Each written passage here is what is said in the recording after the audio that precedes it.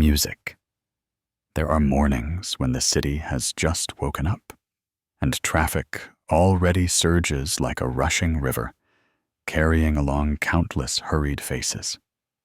Amidst those hasty steps, few realize their hearts are heavy with too many desires. We wish people would understand us, wish for smooth work, wish for complete love, wish life would go our way. But the more we wish, the more anxious our hearts become. The Buddha's words softly echo like the morning breeze. No craving, no suffering, no attachment, no worries.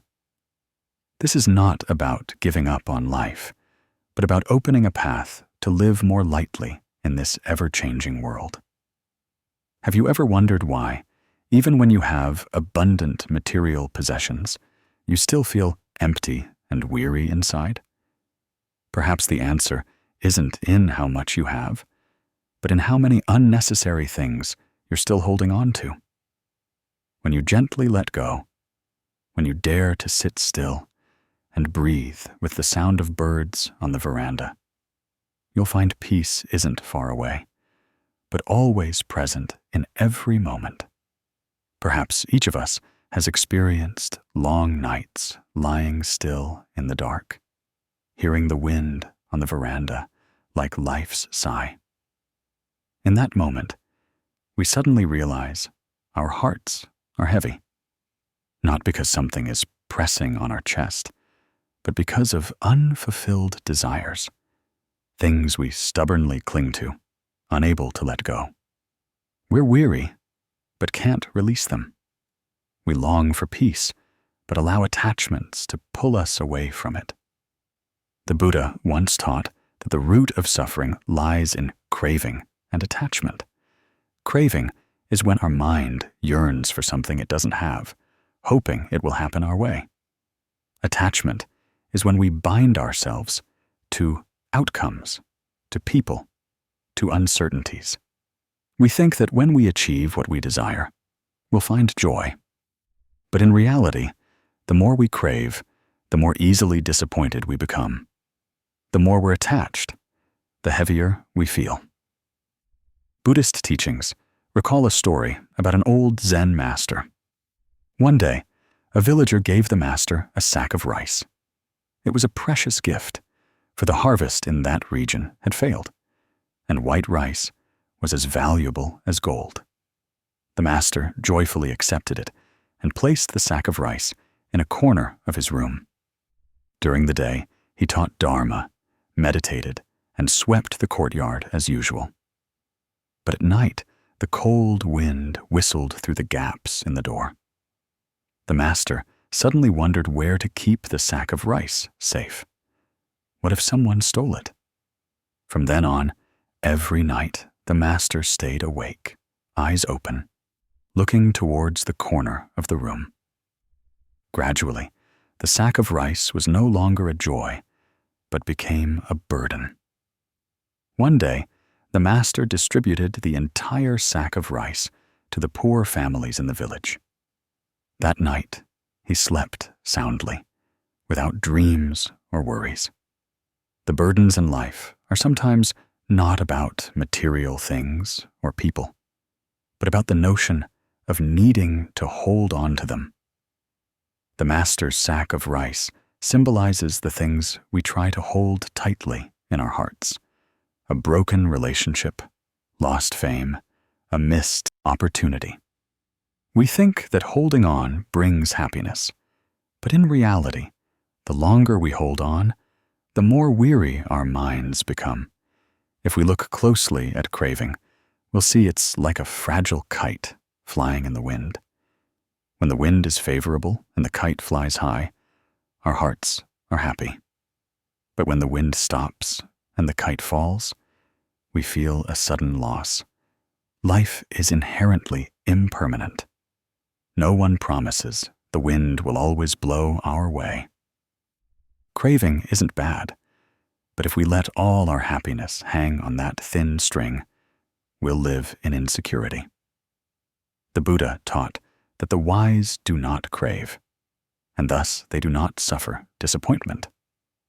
This doesn't mean living passively, doing nothing, but rather doing our best with a tranquil mind, without letting the outcome bind us.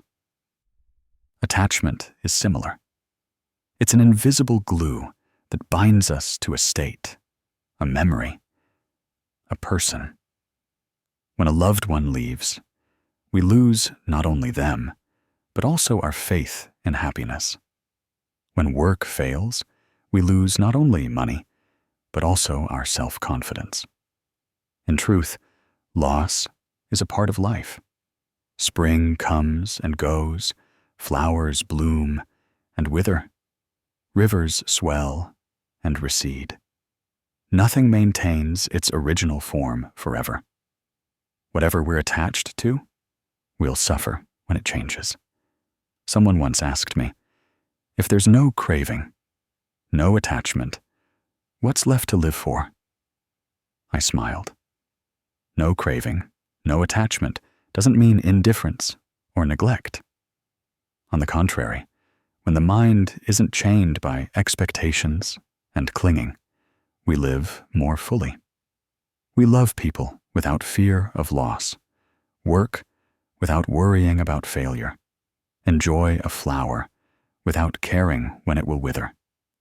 We live like a river, flowing continuously, not holding water in one section, yet still nourishing both banks. I once met a woman in her 60s. Her entire life, she carried the burden of her family, cared for her sick husband, and saw her children through school. When her children were successful and her husband passed away, she suddenly felt empty. She said, "My whole life I lived wanting everyone to be content. Now that everyone is content, I don't know what to live for." I gently told her, "You've lived for everyone. Now, live for yourself.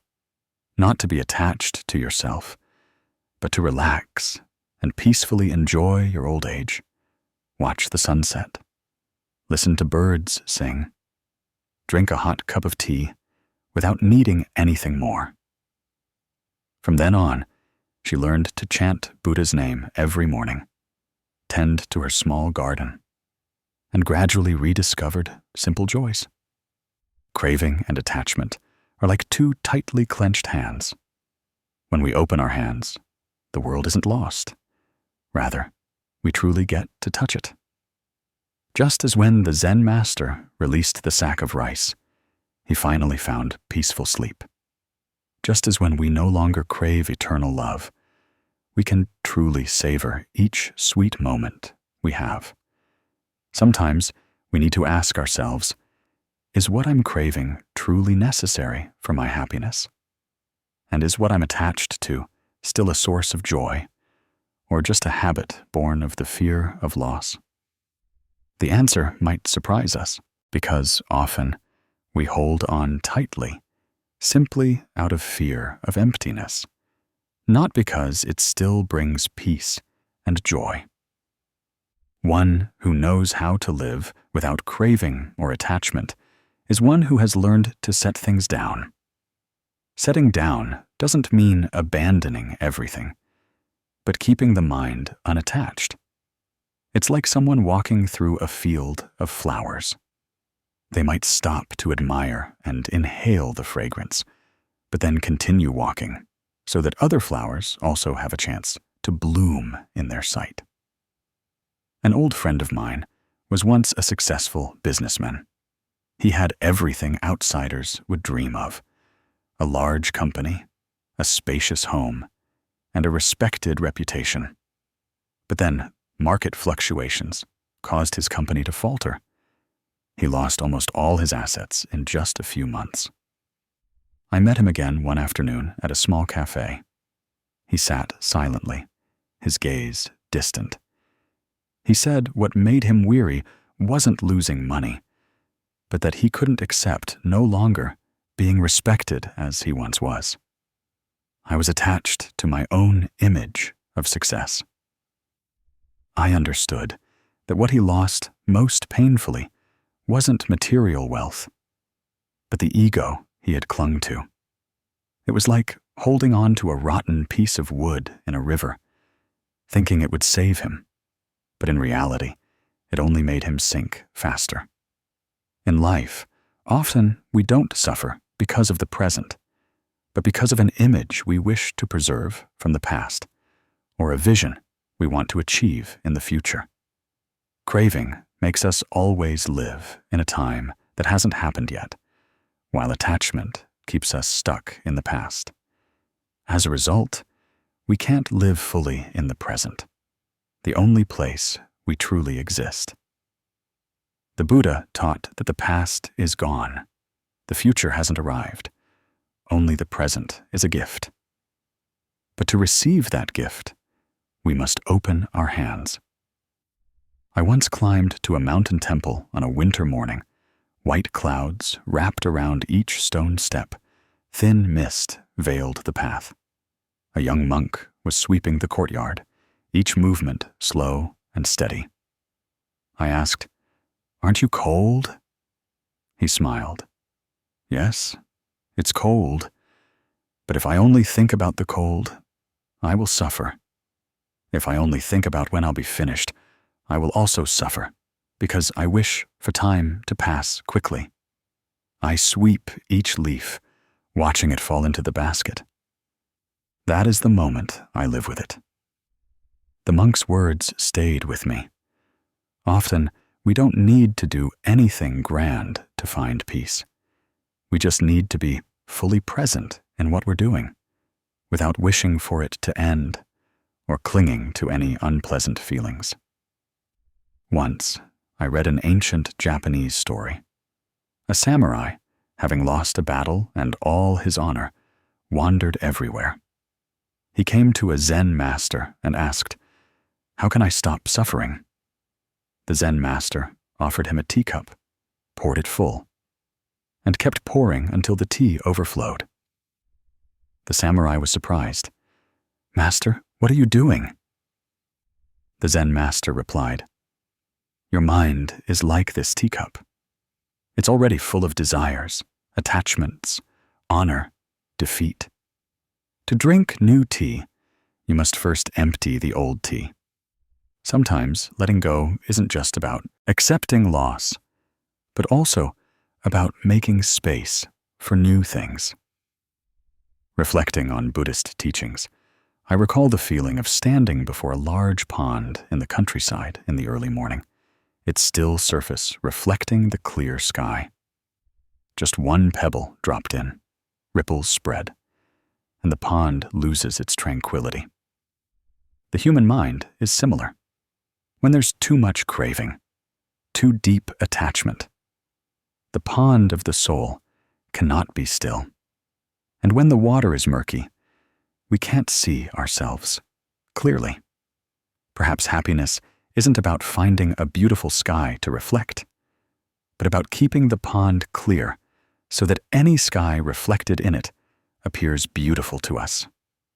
A lay practitioner once confided in me that he was very afraid of his son working far away. Every time he heard his son talk about changing jobs, he would worry, fearing his son wouldn't be stable enough. He told me he just wanted his son to be nearby and safe. But when I asked him if he wished that for his son's happiness or for his own peace of mind, he fell silent for a long time. That was when he realized that sometimes craving stems from love. But if that love becomes attached to fear and a desire to control, it turns into chains for both.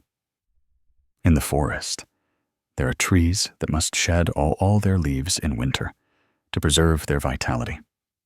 They don't wish to hold on to any green, knowing that spring will bring new shoots. Humans are similar. There are periods when we need to let go completely to make enough room for rebirth. But out of fear of loss, we cling to withered leaves, exhausting ourselves. Letting go is not an end, but a promise to ourselves that we will open our hearts to welcome new things. Every time the sun sets, I like to sit and watch the light fade on the rooftops. Some days, the clouds are deep purple. Other days, the sky is fiery red. But no matter how beautiful, the sun still sets. We cannot hold on to the evening light, nor can we hold on to any moment. The only thing we can do is savor it fully while it's there, without wishing for it to last, without clinging to it, and then regretting its passing. Perhaps you're thinking it sounds easy to hear, but letting go is incredibly difficult to practice. That's true, because we've been accustomed to craving and attachment since childhood. From toys we didn't want to lose, to expectations of loved ones, to dreams for the future. But difficult doesn't mean impossible. Each time you realize you're craving too much, attaching too deeply, just take a deep breath, smile, and remind yourself, everything unfolds according to conditions. When conditions are met, things arise.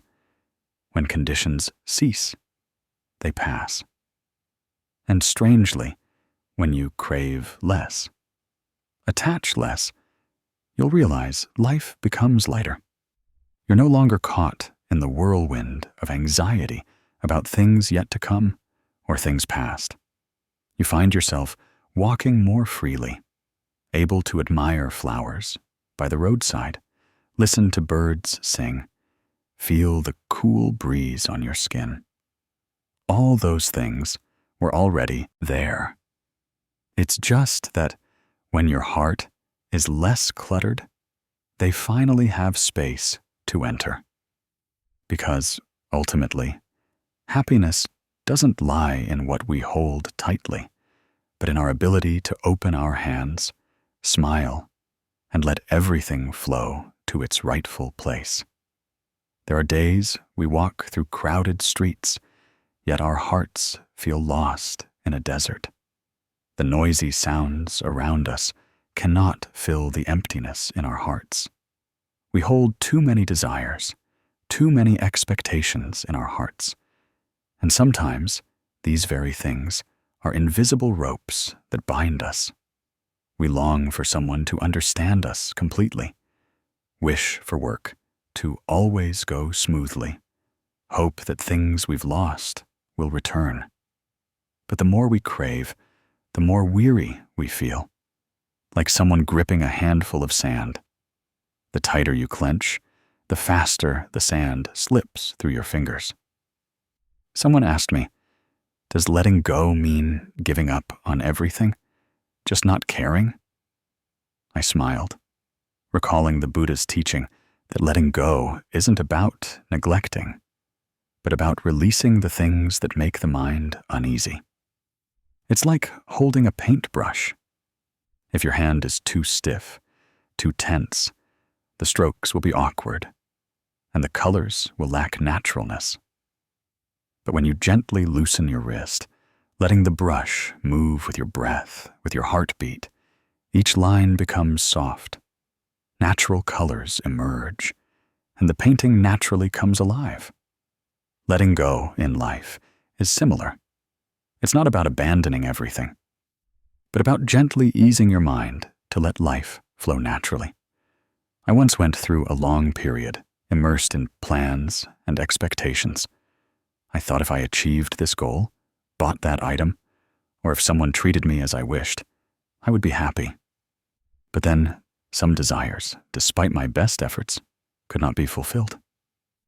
Once, I spent over half a year preparing for an important project, pouring all my dedication into it, hoping it would change my life. Yet, in just one short meeting, all my plans collapsed. Initially, I fell into a state of disappointment and discouragement. But then, one morning, sitting on the veranda, watching the sunlight fall on the leaves, hearing the gentle breeze, I realized I was still breathing, still able to smile, and that there were still small, beautiful things around me. When I stopped complaining, stopped resenting, my heart suddenly felt light. That feeling was like carrying a heavy bag of rocks on your shoulder and suddenly setting it down. Not because the path became shorter, but because I no longer had to strain to carry the burden. In the Buddha's teachings, there is a saying, "Greed is the root of suffering. Releasing greed is the door to inner freedom." When we let go of unnecessary expectations, we create space to welcome new joys and live fully in the present. Imagine standing by a still pond. If your hand constantly stirs it, the water's surface will ripple, distorting the reflection of the entire sky. But if you leave it undisturbed, the water's surface will naturally become still again, and the blue sky and white clouds will appear clearly. Your mind is similar. When you stop stirring it with craving and clinging, peace will naturally reveal itself. Someone once said that letting go isn't losing something, but a different way of keeping it. When we don't hold on too tightly, love becomes lighter, freer. When we don't impose our will, relationships become healthier and more enduring. And when we don't expect life to always go our way, we truly see its beauty in all its forms. I once met an elderly man in a remote village. He lived alone in a small house with a vegetable garden in front and a banana grove behind. Each morning, he calmly watered plants, picked leaves, and meticulously tended to each row of green vegetables. I asked him if he felt sad living alone. He smiled and said, "I used to be sad, but then I understood that what's past cannot be held onto. Instead of yearning for those who are gone, I choose to care for what is here with me now." Hearing that, I felt a cool stream flow through my heart. He wasn't neglecting life, but letting go of what couldn't be held, to embrace and care for the present. In the Buddha's teachings, there's a story about a young bhikkhu who worried every day about what he hadn't yet achieved. One day, the Buddha asked, "If you carry a full bottle of water and constantly fear it might spill, what will happen to you?" The bhikkhu replied, "I would become tired and tense." The Buddha smiled. "Then put the bottle down. When you let go of the burden in your mind, you'll find yourself walking more lightly." Letting go here doesn't mean discarding the bottle, but setting it down at the right time so your hands and mind can rest. I remember once attending a summer retreat. During walking meditation, everyone was instructed to walk very slowly, relax their whole body, and let all thoughts pass like clouds drifting by. At first, I felt uncomfortable. My mind kept wanting to think about unfinished tasks. But then, as I looked down at my feet touching the ground, heard the cicadas buzzing, and smelled the scent of wild flowers by the roadside, my mind gradually settled. I realized that for too long, I had been moving too fast, taking on too many things, to the point of forgetting that I was alive. In that moment, I understood that letting go isn't about stopping action, but acting with ease. It's like someone rowing a boat in a river. If you constantly try to paddle upstream, you'll exhaust yourself and get nowhere. But when you know how to go with the flow, know when to release the oars, the boat will drift on its own in the water's peace. Life is similar. Sometimes we need to know when to move forward, when to stop, and when to let go, allowing everything to unfold according to conditions. Letting go is also an art of trust. When we sow a seed in the ground, we cannot force it to sprout immediately. We can only nurture it, water it, and then trust in the laws of nature.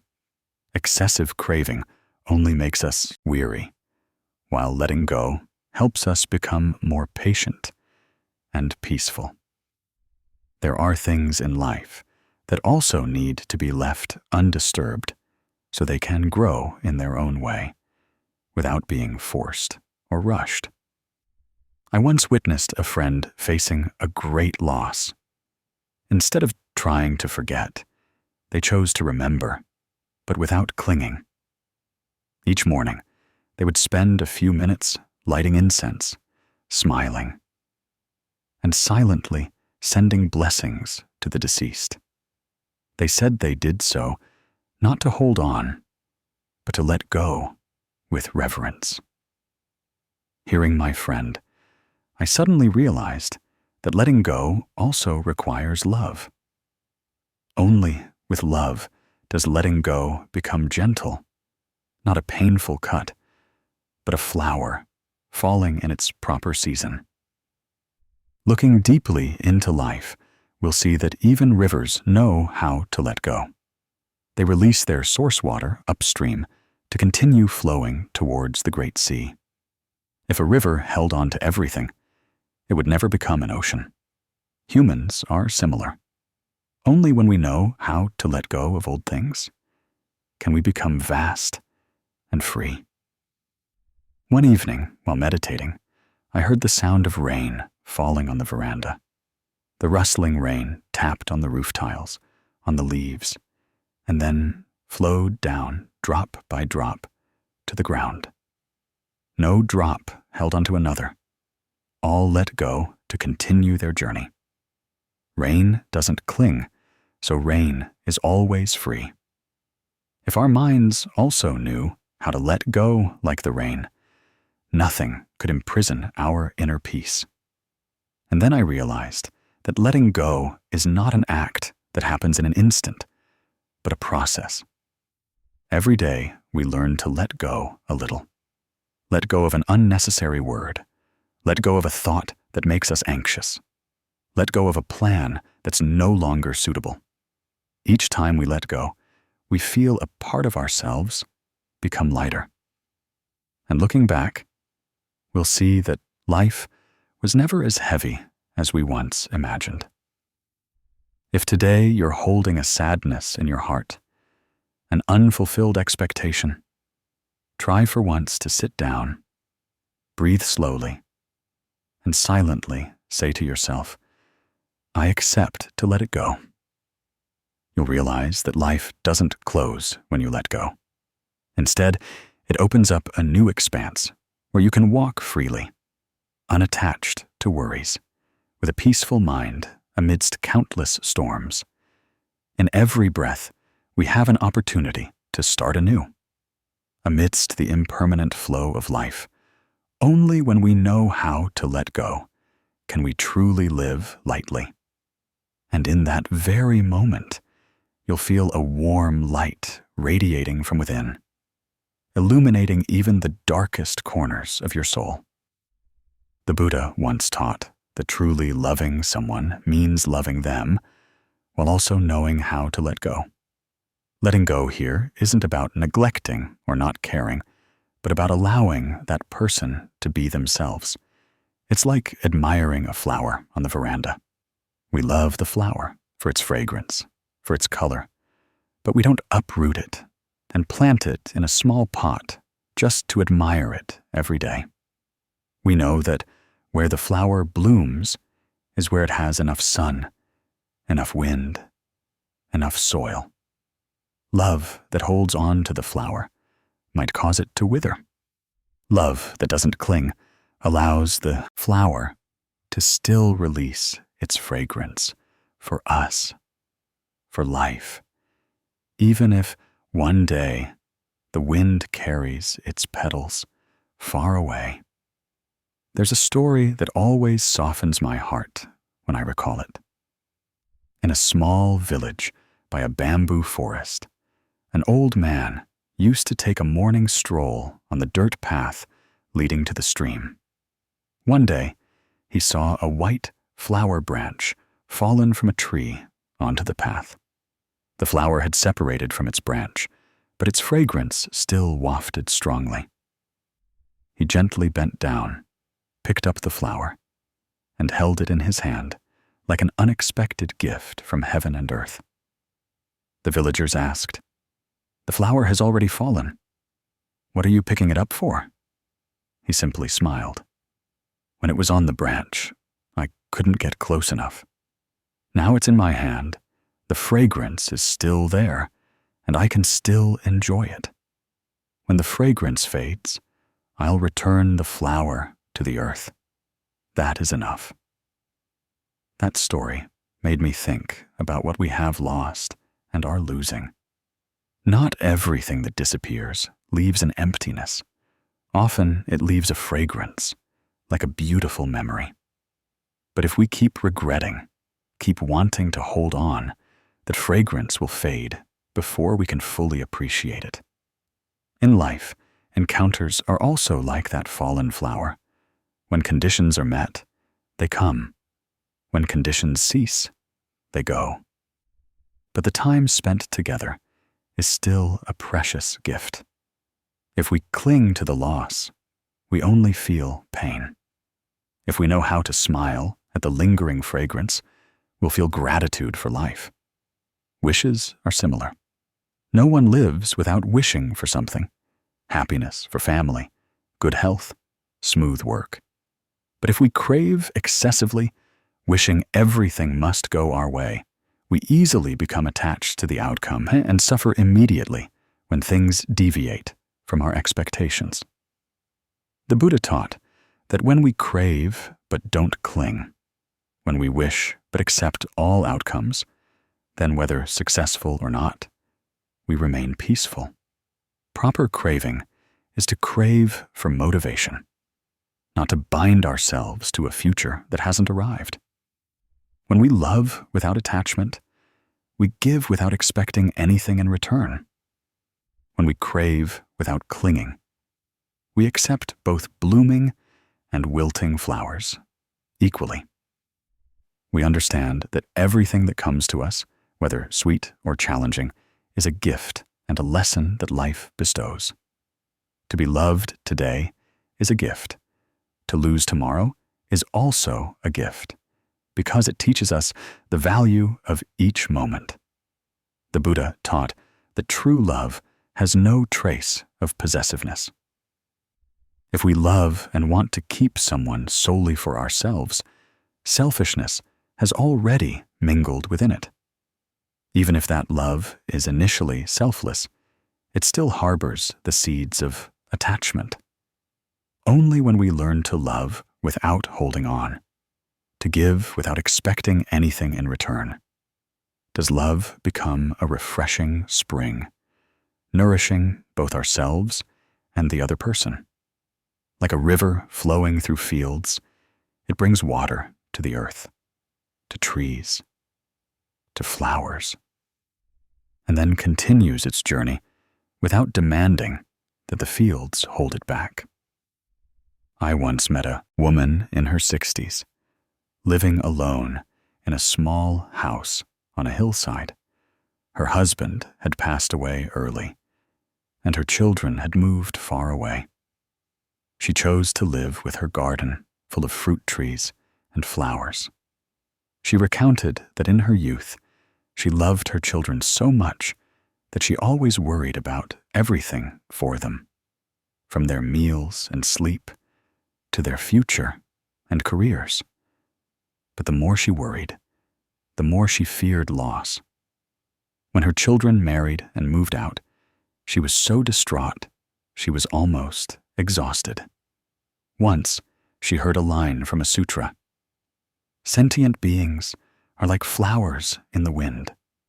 When conditions are met, they bloom. When conditions cease, they fall." She meditated on it and realized her children coming to her was a gift of life. But they also had their own paths to follow. From that day on, she learned to love without clinging, so that when her children visited, she was happy. When they left, she was at peace. Wishes in life are similar. Many people think that if there is no craving, life will be meaningless. But in reality, What causes us suffering is not the wish itself, but clinging to that wish as the sole reason for living.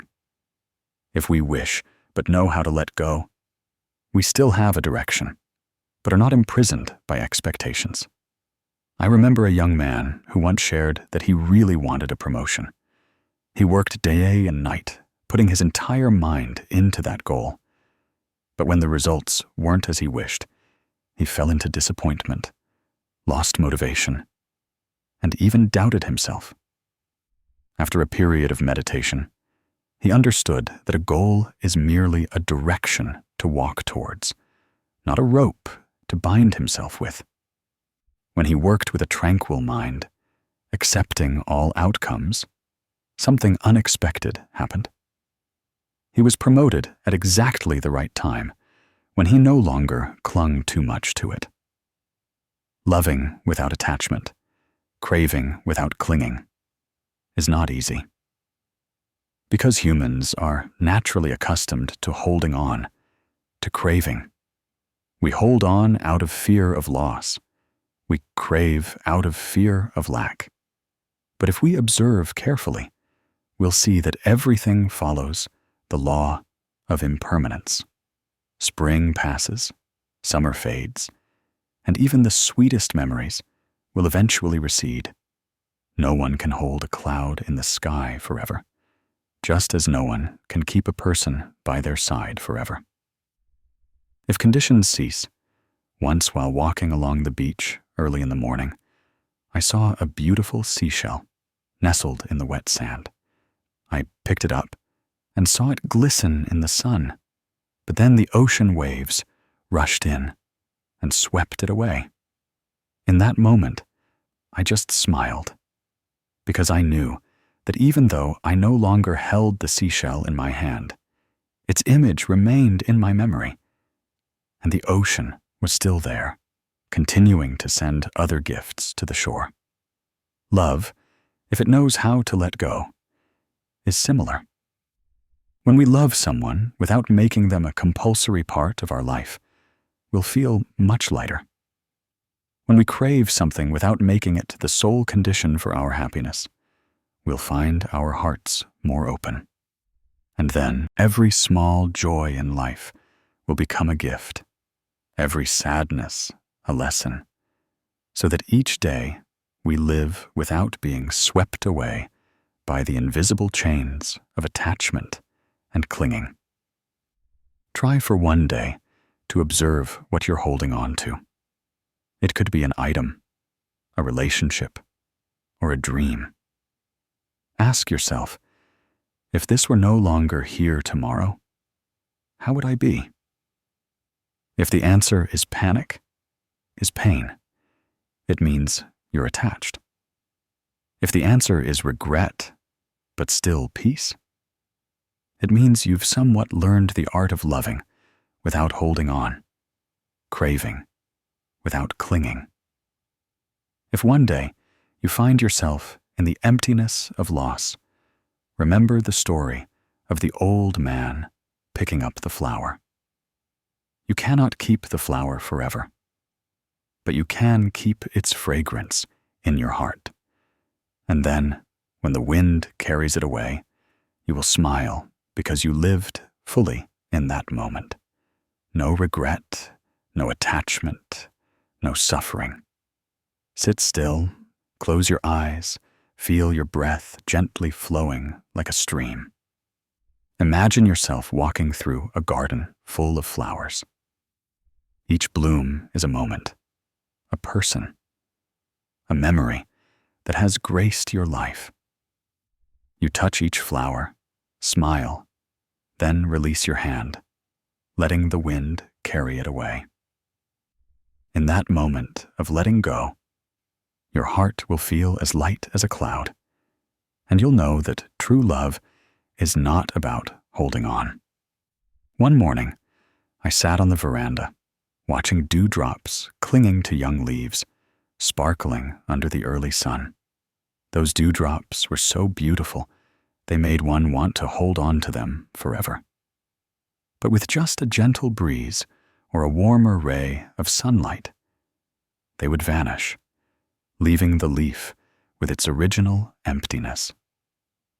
Then I remembered the Buddha's teaching.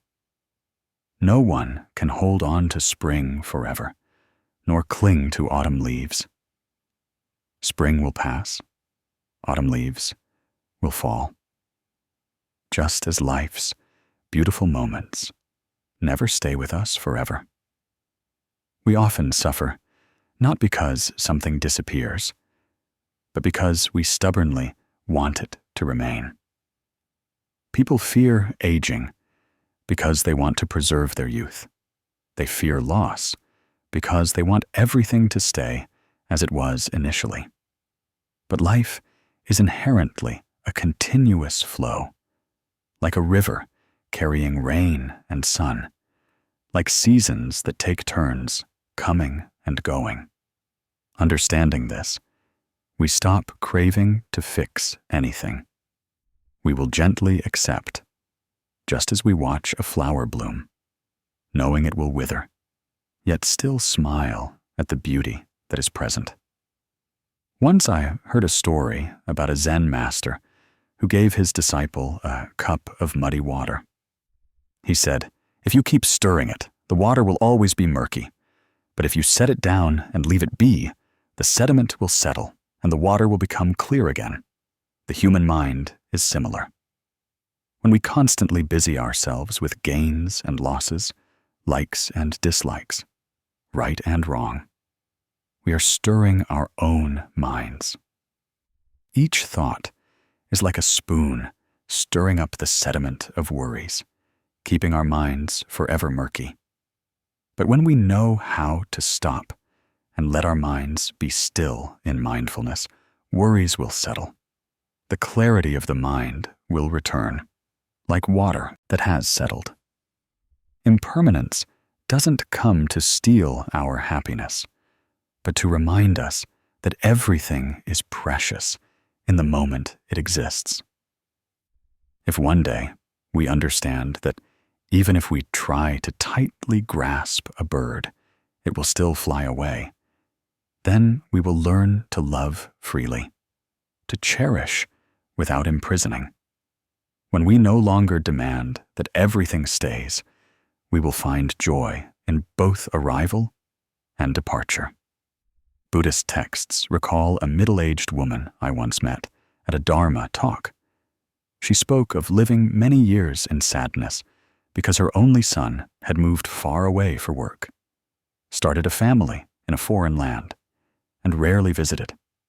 She said she cried a lot, blaming her son for being heartless, blaming fate for being unfair. But then, when a friend introduced her to a teacher's lecture on impermanence, she finally understood that life naturally cannot remain as we wish.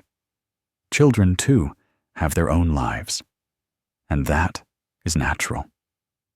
She began to learn how to love her son from afar, without craving for him to be by her side. Each day, simply knowing he was safe and happy was enough. From the moment she was able to release that craving, she lived more lightly, and her mind suffered less. Often, we fear impermanence simply because we tie our happiness to external things. We believe that only by holding on to a certain relationship, a job, a possession, or a reputation can we be joyful. But true happiness doesn't come from holding on, but from the ability to fully enjoy something while it is still there. Just as when we admire a blooming lotus, we cannot command it to bloom forever, but we can cherish every moment it displays its beauty. When we understand this, every change in life is no longer a loss, but becomes a part of the journey. In the sutras, the Buddha once reminded that all conditioned phenomena are impermanent, like bubbles, like morning dew, like a flash of lightning. Bubbles rise and burst, dew glistens, and then melts under the sun. Lightning flashes brilliantly and then fades into the night sky. This isn't meant to make us pessimistic, but to remind us to live mindfully, because everything only exists in this moment. When we know life is impermanent, we won't waste time on resentment or regret, but will wholeheartedly and diligently live each moment to its fullest. I remember one autumn afternoon when golden leaves began to gently fall to the ground. A little boy stood by the roadside, trying to pick up each beautiful leaf to keep. But then a strong gust of wind blew, and the pile of leaves in his hands was swept away. The boy cried, and his mother gently embraced him and said, "My child, leaves fall so that in the next season the tree can be green again." That simple statement captured the essence of impermanence. The old passes away so the new can be born. Thus, instead of regretting, we can learn to anticipate the new. The story of the murky water I told earlier also reveals another truth. When we stop stirring our minds, not only do worries settle, but we also clearly see the true nature of things. Impermanence is similar. When we no longer resist it, we'll realize it's not at all frightening. On the contrary, it's a great teacher that helps us grow. Each time a door closes, impermanence opens another for us. Each time someone leaves, impermanence gives us an opportunity to love more deeply those who remain. Someone asked me, but if we accept impermanence, won't we become indifferent, no longer attached to anyone or anything? I smiled and said, no, accepting impermanence isn't about being cold. It's about loving with freedom. When we know that everything will change, we will cherish each handshake, each embrace, each morning we still get to see the sunlight even more. We don't love to hold on. We love to live fully in each moment. In meditation practice, Zen masters often guide students to contemplate impermanence through familiar images: a falling petal, a fading candle flame, the resonance of a bell that then dissolves into silence. When the mind settles, we will see that all things are in a cycle of arising, dwelling, changing, and ceasing. We are also like this. This body will age. This breath will stop. But understanding that makes us live more deeply in each remaining breath. I once experienced a great loss when a close friend passed away from a serious illness. In the initial days, I couldn't accept it, constantly asking why it had to be them, why so soon. But gradually, I realized that no one can decide the length of a life. The only thing we can do is cherish the days we have together and keep gratitude in our hearts. Now, whenever I remember my friend, I no longer cry, but smile, because I once had such a beautiful friendship. Impermanence doesn't take everything. It only takes what we cannot hold forever, giving us back lessons about love, appreciation, and letting go. Each time something disappears, it leaves a space for something new to enter. If we cling tightly to what is old, we will have no room for other beautiful things. Like a room, if it's constantly filled with broken items, we won't be able to bring in new ones. Try once to look at impermanence with grateful eyes. Grateful because it teaches us not to waste time, because it reminds us to love today, because it helps us grow through every change. When we can accept change, we'll realize that every loss is just a part of the cycle. Spring passes for summer to arrive. Leaves fall to make way for new shoots. And each day we wake up is a new opportunity to live more meaningfully. You can try a small practice each morning. Spend a few minutes contemplating impermanence. Watch the sunbeams changing colors. Listen to the birds, then listen to the silence. When they fly away, realize that everything only exists in this moment. And when we are fully present in that moment, we no longer feel regret or fear. Impermanence doesn't make life lose its value. On the contrary, it makes every single moment precious. Only when we know a flower will wither do we see how beautiful it is while blooming. Only when we know a conversation will end do we listen deeply to every word. And only when we know a human life is finite do we live fully, worthy of this gift. If there's one thing I want you to take away from this conversation, it's not to fear impermanence. See it as a companion that constantly reminds us to live mindfully, to love, and to cherish every small thing. When we stop resisting change, we'll find our hearts opening up, becoming more peaceful, lighter. And then you'll realize that impermanence itself is the key that leads us to inner freedom in this life. So whenever your heart feels restless, ask yourself, am I stirring my own cup of water, or am I letting it be still? Each time you set down a craving, you give yourself an opportunity to see the inherent tranquility. Each time you accept a change, you take a step closer to inner freedom. Try closing your eyes, taking a deep breath, and feeling the present moment as a gift. No craving, no resistance, simply being fully present, like morning dew on a leaf, perfectly beautiful in its moment of existence, then dissolving peacefully. And when you open your eyes, who knows, you might realize that impermanence isn't frightening at all, but precisely what makes this life so wondrous. There are afternoons when the sun has begun to soften. I often sit on the veranda and watch dry leaves fall to the ground. Each leaf, before leaving its branch, journeys a long way from tender green to golden yellow. It doesn't resist, nor does it resent. It simply follows the wind and departs.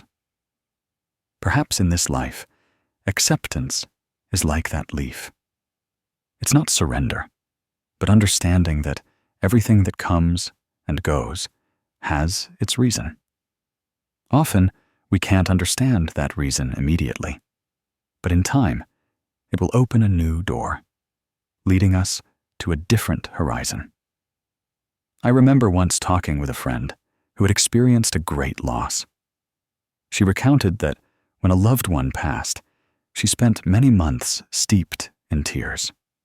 But then, one afternoon, when the distant sound of a temple bell resonated, she suddenly realized she was breathing. In a breathtakingly beautiful sunset, golden light covered the ancient temple roof. Incense smoke mingled with the wind, and the echoing bell seemed like a reminder from heaven and earth. Just gently let go. Everything will pass. At that moment, she knew she needed to learn to move forward, not to forget, but to live the rest of her life fully. The Buddha once taught that all phenomena are impermanent. Nothing lasts forever. Just as rain comes and goes, spring will give way to summer. Our joys and sorrows will also dissipate. When we understand this, we will cling less to what is lost, fear change less. Acceptance is not weakness, but the strength to stand firm amidst storms. knowing that no rain lasts forever, and the sky will clear again. Another afternoon, I visited a small temple by the river. There, the temple bell didn't toll rapidly, but gently, leisurely, like a breath. The master told me that the sound of the bell cannot dispel all suffering, but it awakens you to return to this moment. Indeed, as I sat quietly on the temple veranda, listening to each bell chime dissolve into space, my heart felt as light as a cloud. Worries, regrets, and anger seemed to recede, making way for a warm and peaceful stillness. Perhaps each of us has had moments when we didn't want change, wanting to keep everything exactly as it was. But life doesn't ask if we're ready. It just keeps turning in its own way. Just as a river doesn't stop, whether we want it to or not, we can only learn to flow with the water, not cling to every drop that has passed. When we accept, we open our hearts to welcome even unexpected things, and then realize that these very changes lead us to more wondrous things. Once I met an old man fishing by a lakeside on an autumn morning. The air still held a touch of chill. Thin mist, like a veil, covered the water's surface. He calmly cast his line, his eyes following the rippling water, not rushing, not expecting too much from the catch. I curiously asked, "Are you fishing to eat or to sell?" He smiled gently. "Just to sit here, my child. If there's fish, I'm happy. If not, I'm still content. Life is like fishing. If you constantly crave to pull up many, you'll only feel weary and disappointed. But when you accept all outcomes, your heart will be as light as that mist." His words, like morning dew, dissolved into my heart, reminding me that acceptance is the way to keep one's mind from being dragged by craving. I recall the story of a young woman who used to be very afraid of unexpected changes. When her job was stable, she wanted it to stay that way forever. When her relationship was peaceful, she wanted it never to change. But then upheavals came. Her beloved job closed down. A years-long relationship also ended. She once withdrew, living in nostalgia. One day, passing by a chrysanthemum garden, she suddenly realized that autumn this year was more beautiful. She thought the vibrant yellow chrysanthemums, blooming and swaying in the cold wind, were as if telling her, "We bloom for only one season, and then wither, but next season we will bloom again." From then on, she began to learn to believe that what leaves only makes way for other things to come. And it was at that very moment that peace returned. Someone once asked me, "If we accept everything, isn't that just resignation?" I smiled, understanding that acceptance in Buddhism is not passivity, but an awakening. It helps us not waste energy resisting what cannot be changed, but to focus our efforts on cultivating the present and future. Like when a storm passes, instead of lamenting the collapsed roof, we get to work rebuilding. The new house might be different, but it's precisely because of the storm that we learn to build more sturdily, to live with more appreciation. One summer afternoon, I sat under the shade of a Bodhi tree in the temple courtyard. Its leaves gently swayed in the wind, making a soft, rustling sound. The master said, "The Bodhi tree has endured many seasons of rain and sun, leaves fall, and then grow back, but the tree's root stands firm. Humans are similar. When changes come, be like the tree's root. Hold firm to the roots of inner peace and freedom, allowing life's new leaves to continue to grow. I suddenly realized that what makes us fearful isn't change itself, but the feeling of losing our foothold. But if our foothold is a steadfast inner self, then all changes are merely cool breezes passing by. A friend of mine once went through a broken marriage. He said that when he first got divorced, he felt his whole world had collapsed. But then one day, he decided to travel alone to a remote mountainous region. On his mountain climb, he encountered winding paths, steep slopes, and even sections of landslide. Initially, he was tired and wanted to give up, but then he realized that each time he overcame a difficult section, a more beautiful landscape opened up ahead. Reaching the mountaintop, he stood amidst white clouds, looking down at the path he had just taken. He silently knew that if he hadn't dared to step through those changes, he would never have seen life's vast picture. Changes in life are sometimes like floodwaters. They sweep away what we once knew, leaving us feeling empty and disoriented. But then, when the water recedes, the land becomes more fertile, and the plants grow greener. Life is similar. Losses might hurt us for a while, but then they leave spaces for new seeds to sprout. As long as we trust in that process, we will no longer see change as something to fear. In a Dharma talk, I once heard a monk tell the story of a woodcutter. Every day, he went into the forest to chop wood, carrying it back to sell to support his family. One day, the handle of his beloved axe broke. He was saddened, thinking there was no way to earn a living. But when he returned to the forest, he found a better piece of wood and made a new, sturdier axe handle. That story seemed simple, but it suggested to me that often loss is not an end, but an opportunity to find something better. Acceptance is the bridge that carries us from the shore of despair to the shore of hope. We ceaselessly chase plans for tomorrow, worry about things that haven't happened yet, hoping for a complete future. And then forget that we are abandoning the present. We live like someone running through a flower garden, but our eyes are only focused on the gate at the end of the path.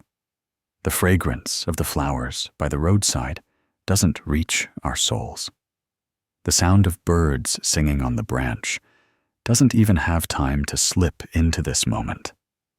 We lock ourselves in a cage of craving and then wonder why our hearts aren't peaceful.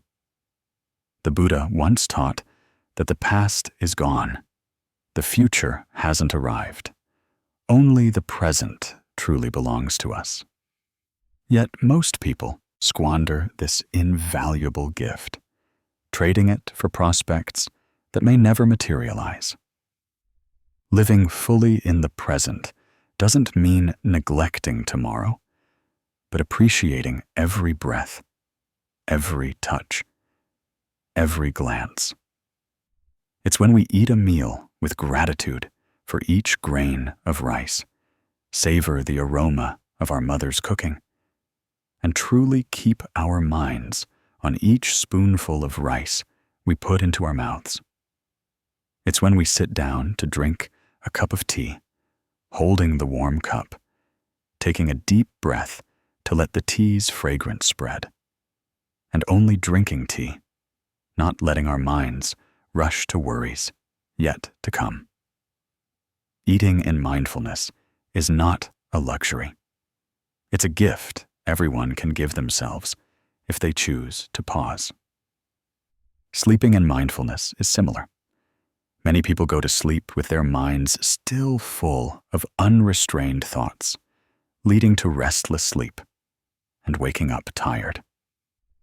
Mindful sleeping is knowing how to conclude a day with gratitude, releasing all worries, breathing gently, and resting in a sense of peace. When we sleep like that, the mind truly rests. And the next morning, we wake up like a freshly bloomed flower, ready to welcome the first sunlight. In speech, too, we can practice living fully. Every kind word sown is like a wholesome seed. When we take the time to listen to someone without judgment, without interrupting, we are fully present for them. When we speak a loving word, we not only soothe the other person's mind, but also nourish our own. The Buddha once taught that words are like arrows. Once released, they cannot be retrieved. Therefore, speak words that bring peace and joy. Working wholeheartedly is also a way to live in the present. Whether the task is cooking a meal, cleaning a window, or completing a large project, put your full attention into it.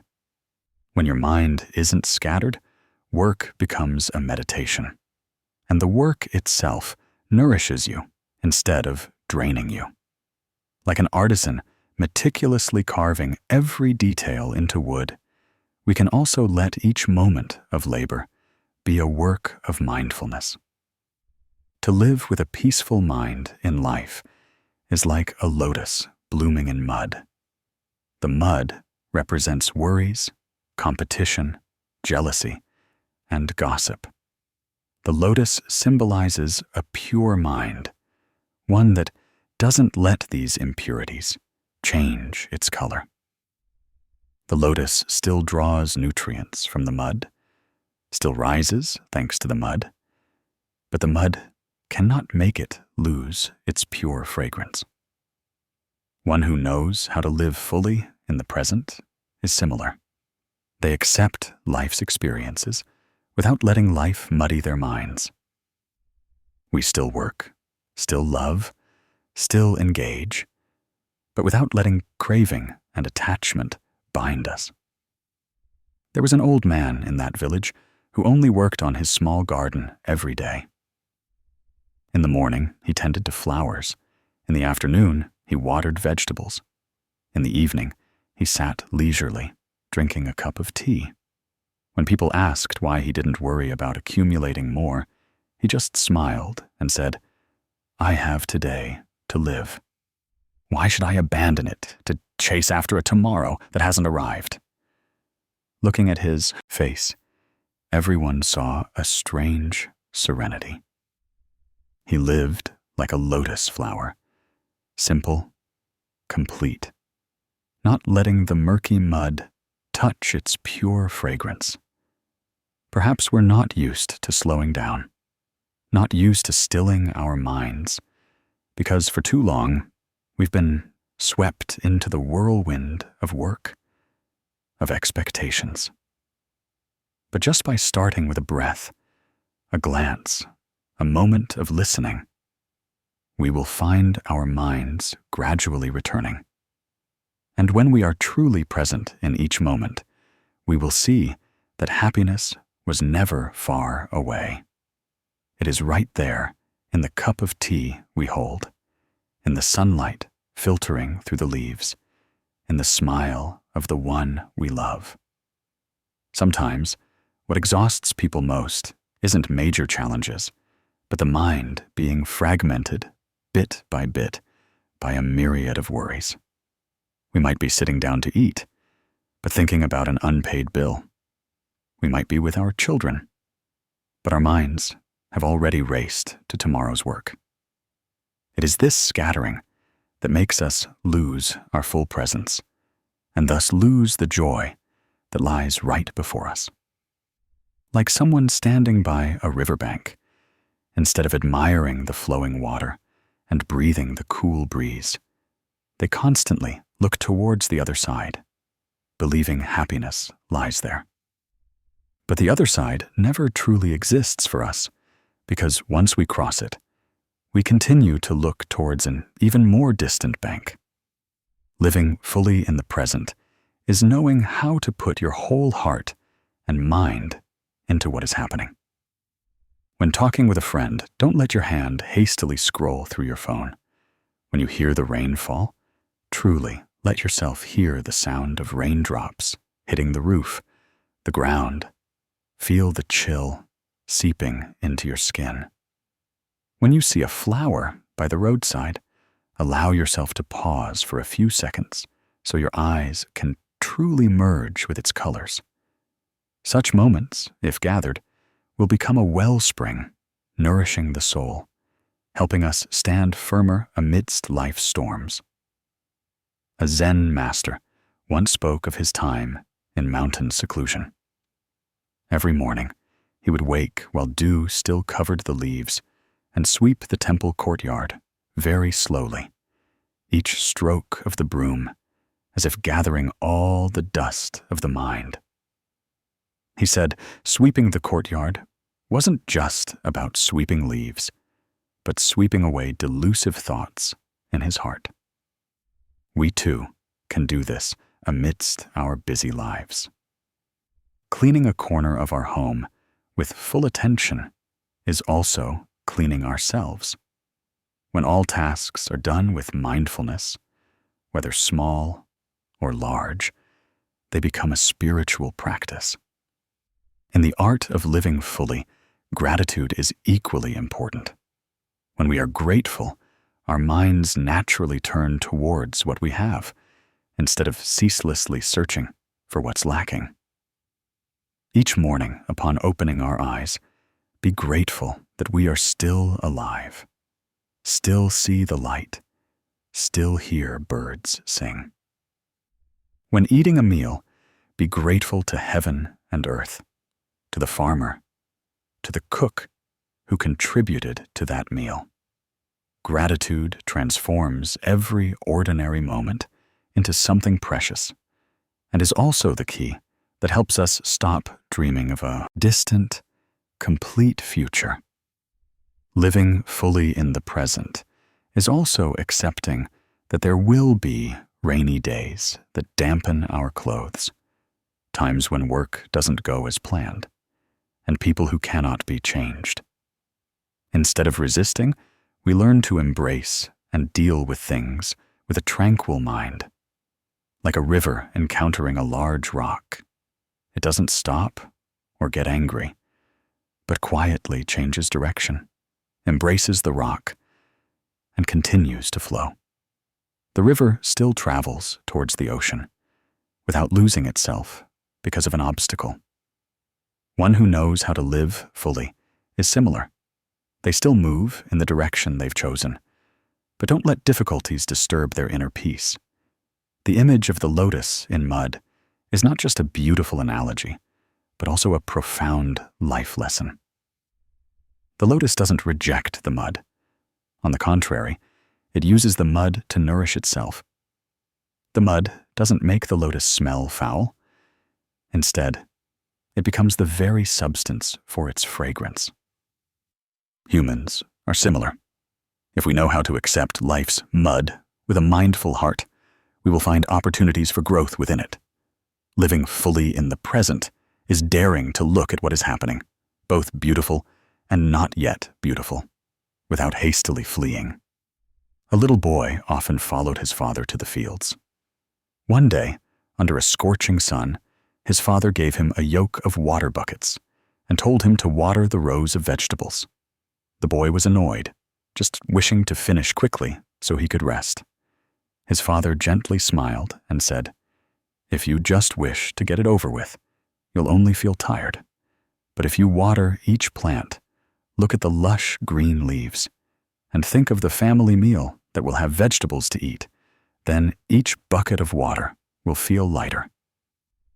That day, the boy understood, and for the entire afternoon, he watered the vegetables, his face no longer grumpy. We are similar. When the mind pauses in each task, weariness will be less, and joy will be greater. Sometimes, living fully in the present means knowing how to be silent, not silent to escape, but to listen to the true voice from within. In that stillness, we can see how many days we've been pulled along by the noisy sounds outside. Sit down. Place your hand on your chest. Feel your heartbeat. You realize you are still alive, and that is already a miracle. No future can replace this vibrant moment. When we are truly present, we realize that no moment is ever repeated. This afternoon's breeze is different from yesterday's breeze. The smile of a loved one today will never appear in exactly the same way again. And it is this impermanence that makes each moment precious. Instead of running forward to seek happiness, slow down to realize that happiness is walking alongside us. One who knows how to live fully isn't always cheerful, but they understand that sadness and joy are both parts of life, and both are worth feeling. They don't try to chase away unpleasant emotions, but embrace them like a crying child.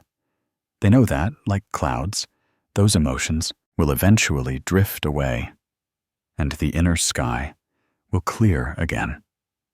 So when today you feel your heart is not at peace, don't try to find answers somewhere far away. Start with a simple act.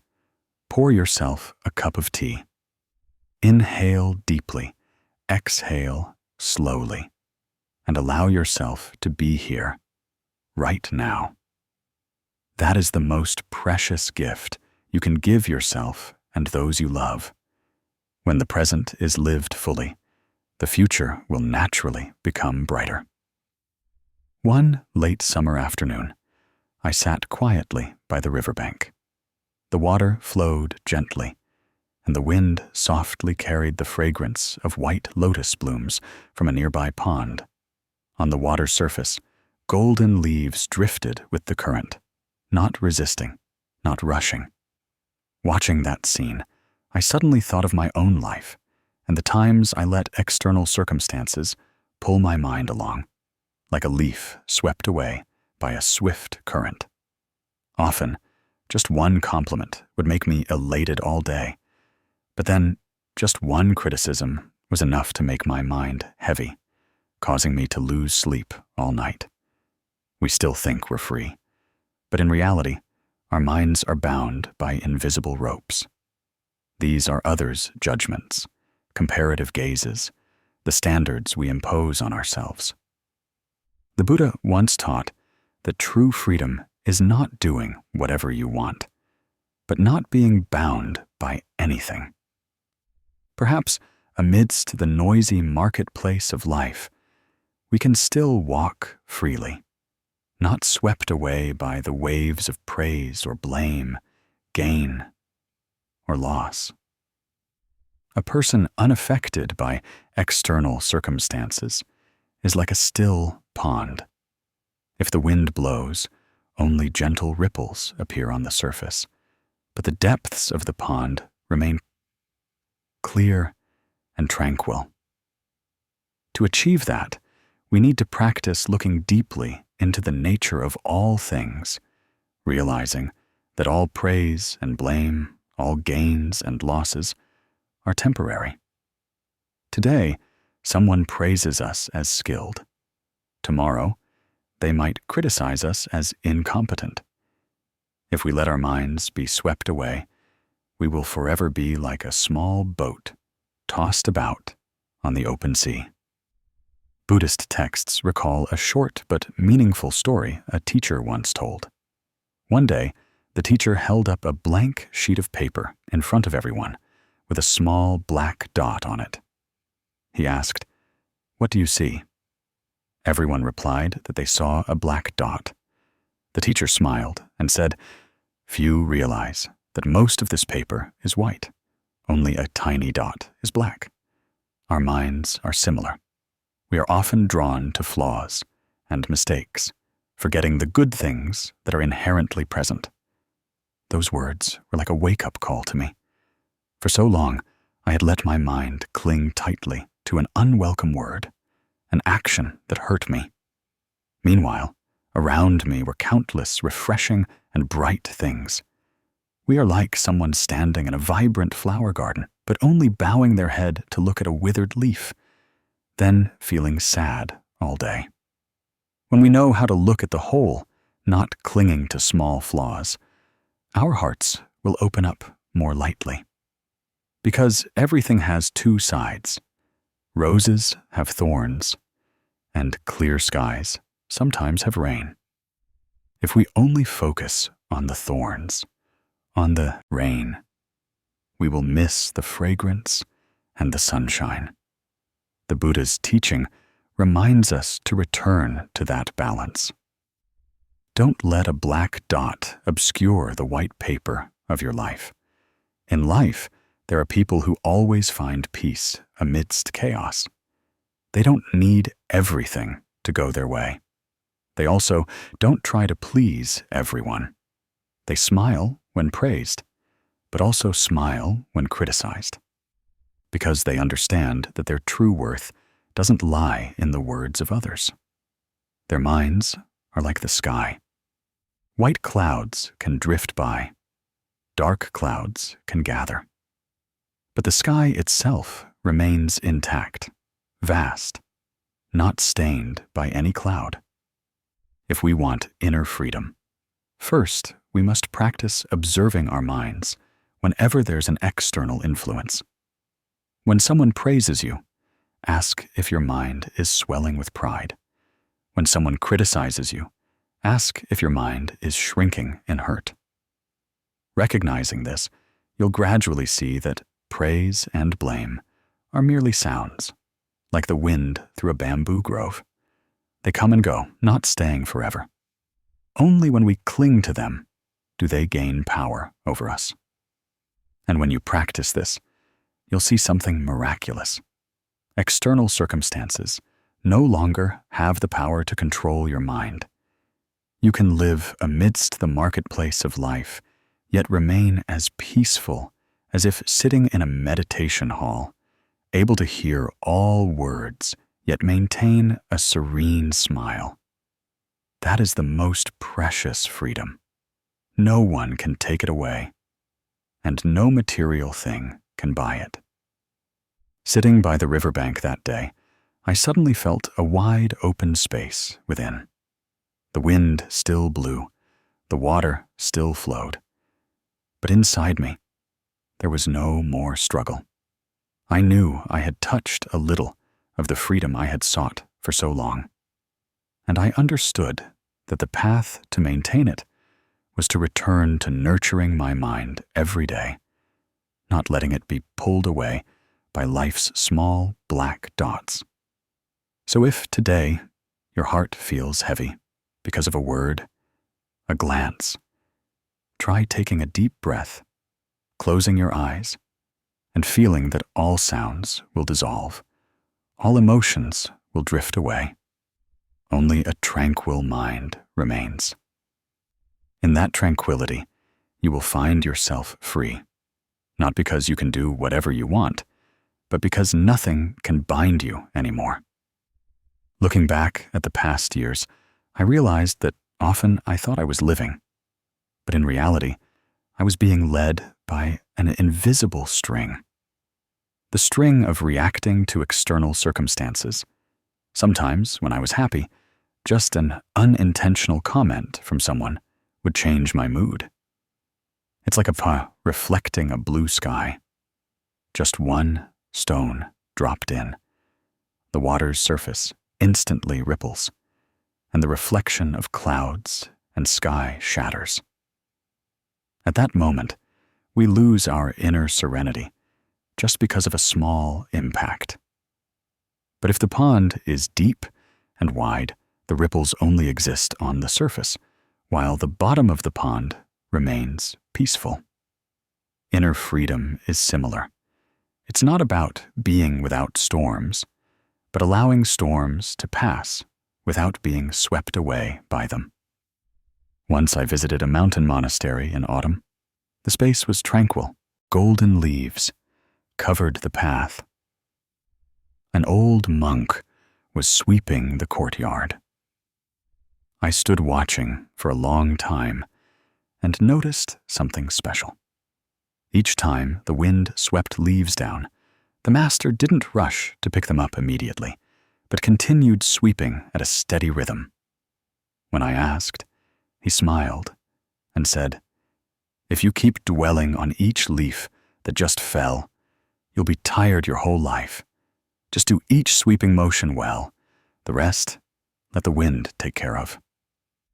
I suddenly understood that life is also like that leaf-filled courtyard. External circumstances constantly change. Praise and blame, right and wrong, gossip. They're like falling leaves that never end. If we stop each time we see a leaf, we will never finish our work, and our minds will never be at peace. The Buddha taught that the wise know how to live like a lotus in mud, rising and spreading its fragrance, but not letting the mud stain it. To do that, we must build an inner space for ourselves, where no external noise can penetrate. This space is nourished by mindfulness, that is, being clearly aware of what we are doing, what we are thinking, what we are feeling, without letting external things lead us astray. If walking, be clearly aware of each step. If eating, savor the taste of each bite. In that focused attention, gossip suddenly becomes distant, like the sound of waves crashing offshore, heard from a warm room. I once met a woman in her 60s, with a gentle face and unusually bright eyes. She recounted that she had experienced many storms, losses, and even harsh criticisms. In her youth, she suffered and reacted intensely whenever she was misunderstood.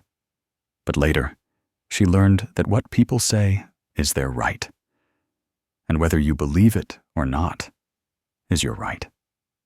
I choose not to let those words enter my mind. They are like rain falling on a roof and then gone. They don't linger. She said, "It was then that I realized inner freedom is when you are no longer controlled by anyone's emotions." Some might ask, but if you don't care about praise or blame, won't you become indifferent? Actually, no. Indifference is when the mind becomes hardened, no longer open to listening and loving. But inner freedom is when you still hear, still feel, but are not swept away. It's like standing by the seashore. You can watch the waves crash against the shore, but you don't jump in and let the waves carry you away. You observe, smile, and know that the sea will always have waves. That's natural. In the Dhammapada, the Buddha once said, "As a solid rock is not shaken by the wind, so are the wise not moved by praise or blame." That image made me think of the cliffs on the central Vietnamese coast that I had seen. Waves crash against them day and night, but the rocks still stand tall. Inner freedom is similar. It's not that the waves disappear, but that the rock doesn't change because of the waves.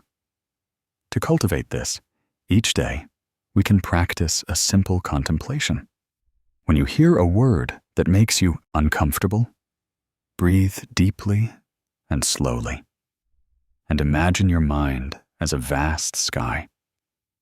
That word is just a fleeting cloud, unable to cover the sky forever. When praised, also breathe deeply and exhale, smiling, to know that it's just a pleasant, cool breeze, but it too will pass. By doing so, you'll gradually find your mind lightens, no longer pushed around by the winds of expectation. One early morning, I returned to the old riverbank. The water's surface was still as a mirror, reflecting the pink sky of dawn. Overhead, birds began to fly out of their nests, Everything was operating in its own way, unforced. I sat still, feeling the cool, refreshing air, and thought, this is inner freedom, an unconditional serenity.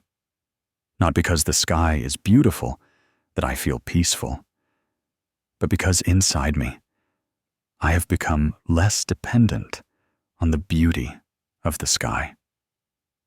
And I understood that when I can maintain that private sky within my heart, then whether it rains or shines, whether it's windy or stormy, I won't lose it. One who lives like this will no longer feel dragged through life like a rudderless boat. They know their direction, and also know that only by keeping their mind steady can they navigate through life's great waves. Every word of praise or criticism is just a small ripple that cannot capsize the boat unless we allow it to. Inner freedom is not a gift from heaven, but the result of daily cultivation. Like a garden, if we don't care for it, don't weed it, the flowers will be overrun. Similarly, if we don't regularly observe and adjust our minds, the seeds of greed, anger, and delusion will easily sprout. Then, just a slight touch from external circumstances will be enough to make us uneasy. One morning, I walked on a familiar country road. On both sides were rice fields, lush green at their peak. Above, white clouds drifted slowly, not pulled by the wind. Watching that scene, I suddenly realized that inner freedom is also like those clouds. It can drift gently because it doesn't cling to anything. Humans suffer greatly because they cling to things beyond their control. Clinging to praise, fearing the loss of someone's affection, or clinging to a perfect image of themselves. Just one of those things changing, and the mind immediately wavers. I once knew a friend who was very skilled and respected by many, but after just one failure at work, he sank into an inferiority complex, thinking everyone was judging him. He didn't realize that others' judgments are like an afternoon shadow, sometimes long, sometimes short, never fixed. If we constantly chase the shadow to keep it in one shape, we will exhaust ourselves. One day, when he dared to sit down and look squarely at the truth that his worth didn't lie in praise or blame, he began to find peace again. The Buddha taught that all phenomena are impermanent. This applies not only to tangible things like a flower or a rainy season, but also to intangible things like emotions, reputation, and others' likes and dislikes. If we already know that everything changes, why do we let our minds be bound to them? Once we deeply understand this, we will naturally feel lighter, no longer waiting for external circumstances to bring us happiness. An ancient story tells of a Zen master living in the mountains. One day, someone brought him a beautiful painting as a gift, along with words of praise. The master just smiled and hung the painting in his room, not showing excessive joy. A few months later, another person came and said, "This painting is fake. It has no value." The master still smiled, gently took it down, and put it away. His disciples were surprised and asked, "Why weren't you happy when praised, nor sad when criticized?" The master replied, "If our minds constantly chase after what others say, how can there be quiet space to hear our own hearts?" That answer is the core of inner freedom. We still receive what comes, but we don't let it bind us. In life, sometimes external circumstances are not just praise or criticism, but also pressure from others' expectations. Some people live their entire lives just to please parents, friends, colleagues, forgetting to ask what they truly want. They are like a bird raised in a golden cage. From the outside, it seems free, but in reality, all its flights are limited. Inner freedom is not rebellion or abandoning responsibility, but living fully with our duties, yet not losing our inner voice. I remember visiting a small fishing village once, where there was a fisherman over 70. He had endured many storms, losing both his boat and nets, but he still smiled gently when recounting it. He said, "The sea is sometimes calm, sometimes rough, but if you're afraid of the waves and don't go out to sea, you'll never catch fish." I learned to accept that waves are a part of the sea, and I also learned to keep my heart like a steady harbor. Waves may come, but the harbor remains firm. His inner freedom came from not wishing the sea to always be calm, but from accepting the sea's nature and still living in harmony with it.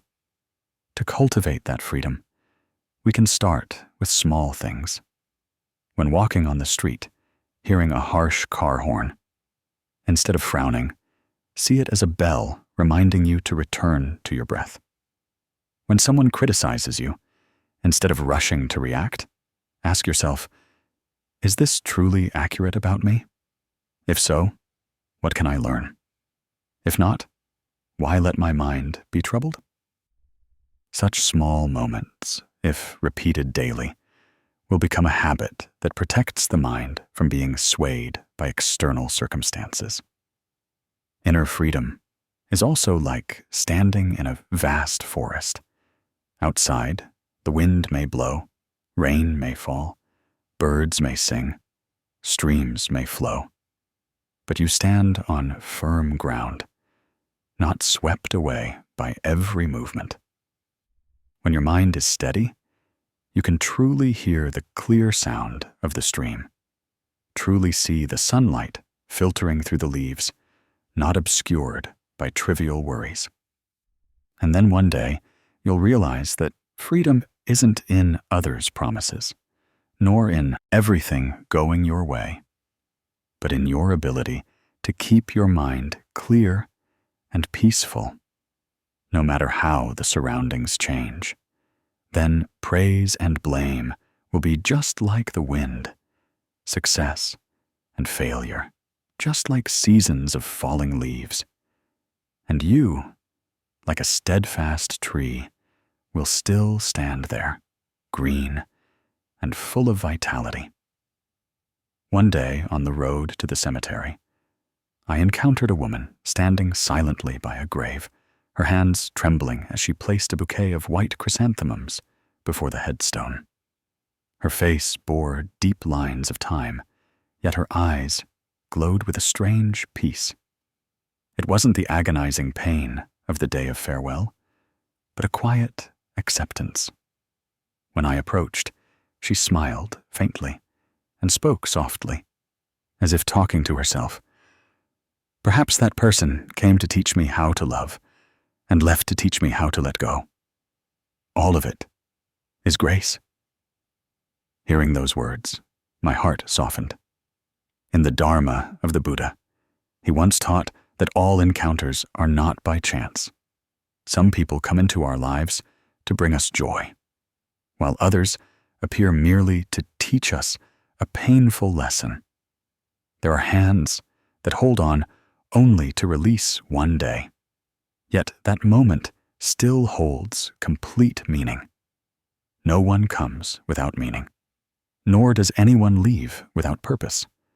It's just that we often get lost in loss, forgetting that their presence, however brief, is still a part of our journey to grow. I recall a passage from the Anguttara Nikaya. The wise, when encountering favorable circumstances, know how to be grateful. When encountering adverse circumstances, they know how to give thanks. For all things, help the mind become stronger. That teaching was like warm sunlight piercing through the gray clouds in my heart.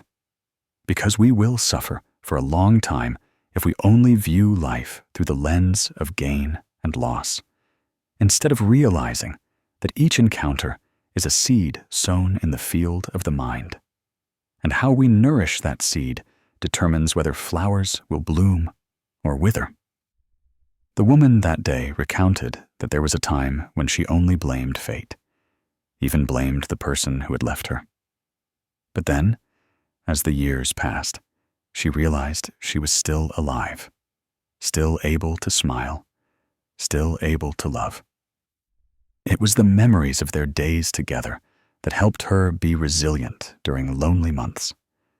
And it was that departure that opened an opportunity for her to rediscover herself, to learn to stand strong without needing anyone's support.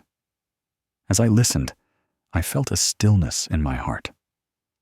It turned out that gratitude is not just for when someone brings us good things, but also for when we are mindful enough to recognize the value even in losses.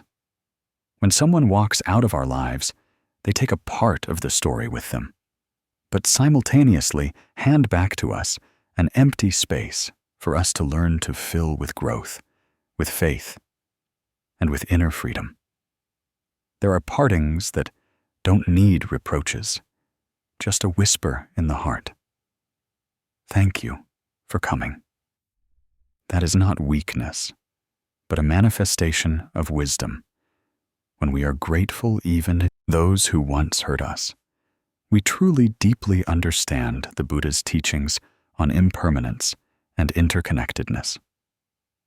Everything in life, coming together and falling apart, is natural, like clouds drifting across the sky. They cannot be held back, nor do they need to be pushed away. I once heard a story about a young man who, when he first started out in life, was greatly supported by an older mentor.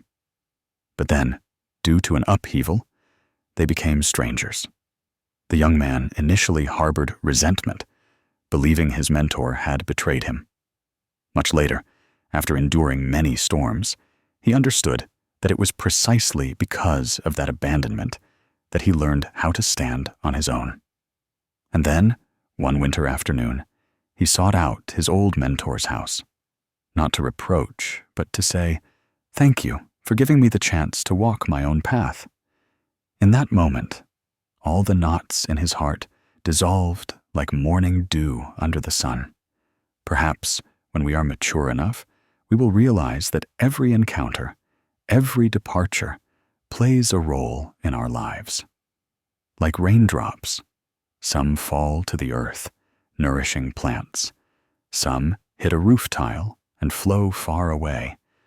But all were once part of the rain that cooled the earth. Buddhist texts recall a time I attended a memorial service. A young girl knelt for a very long time before her father's altar. When almost everyone had left, she still sat there, eyes closed, lips moving as if in conversation. Later, I learned she was silently thanking her father, not only for the years of love, but also for the times of strictness that had hurt her.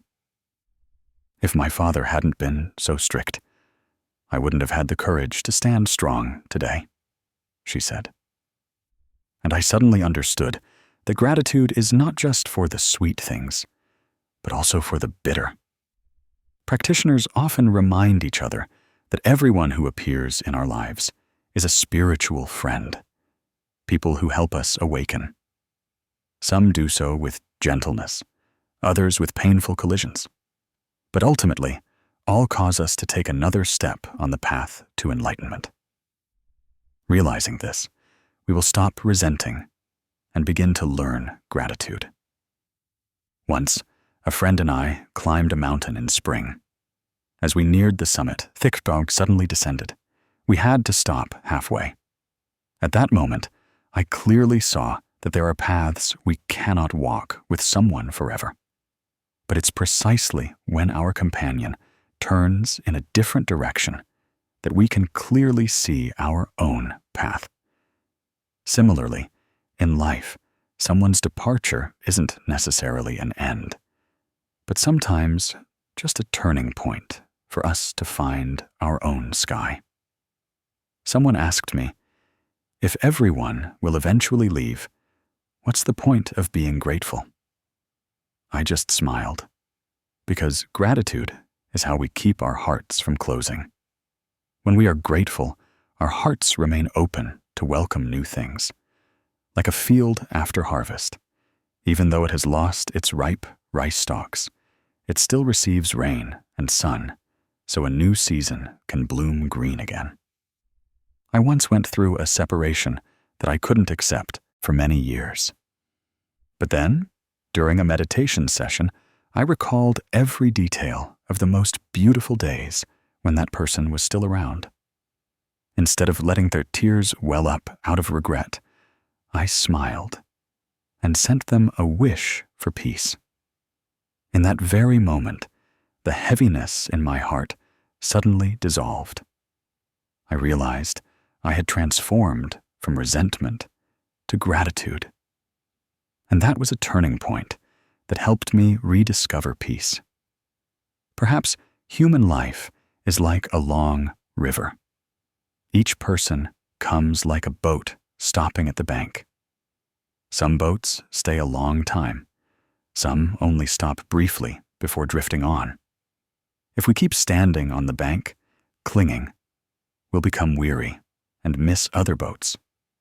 But if we smile and wave goodbye, we'll find ourselves still embraced by cool breezes, still soothed by the lapping water. Think about it.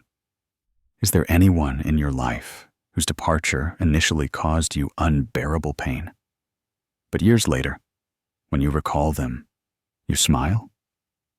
That is proof that time, combined with gratitude, can transform a wound into a warm memory. When we learn to be grateful for those who have left, we are also learning to be grateful to ourselves for having had the courage to move through the pain. We are grateful to ourselves for not letting our hearts turn to stone, but still allowing them to be soft in the face of life. And such a heart, even after enduring many storms, can still preserve the light of faith. Finally, I invite you to relax your shoulders, close your eyes, and inhale deeply. Imagine yourself standing in a wide field, a gentle breeze blowing, and each face that has passed through your life as clouds drifting by. You don't cling, nor do you push them away. You simply gently bring your hands together, bow your head, and silently say, "Thank you for coming, and thank you for leaving." When you open your eyes, you will find your heart as light as those clouds, free, peaceful, and full of gratitude. There are days when we think we must try very hard, accumulate a lot, and hold on very tightly to be happy. Yet the more we embrace, the more weary our hearts become. The more we want, the more we fear losing. In that whirlwind, sometimes we forget that peace doesn't come from what we don't yet have, but from the feeling that we already have enough. It's like sitting on a serene afternoon, watching the golden sunlight softly spread across the veranda, hearing birds calling to each other in the sky, and suddenly feeling a warmth and lightness in your heart. Needing nothing more, just that moment, you already feel incredibly rich. I once met an elderly woman in a central Vietnamese village. Her small house nestled by the river, with lush green vegetable beds in the front yard, and a carambola tree laden with countless fruits in the garden corner. Her life was so simple that many city dwellers, hearing about it, might find it lacking. But in her eyes, there was always the light of contentment. She said that waking up each morning to hear the rooster crow, taking a deep breath of the damp earth scent and newly sprouted vegetables, was happiness. The day I visited, she offered me a fragrant cup of green tea and brought out a plate of banana leaf-wrapped cakes she had made herself. She smiled gently. "See, my child, that we can still eat, still work, still love. That is enough." Hearing her words, I suddenly recalled the Buddha's teaching